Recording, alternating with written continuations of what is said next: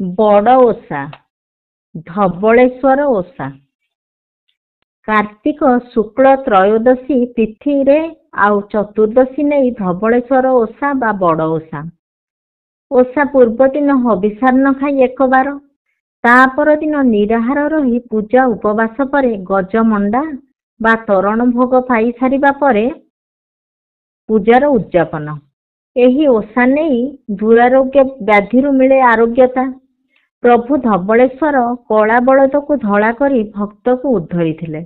ସେ ପାଇଁ ଧବଳେଶ୍ୱର ପୀଠ ହୋଇଥାଏ ଉତ୍ସବ ମୁଖର। ଧବଳେଶ୍ୱରଙ୍କ ସ୍ତୁତି।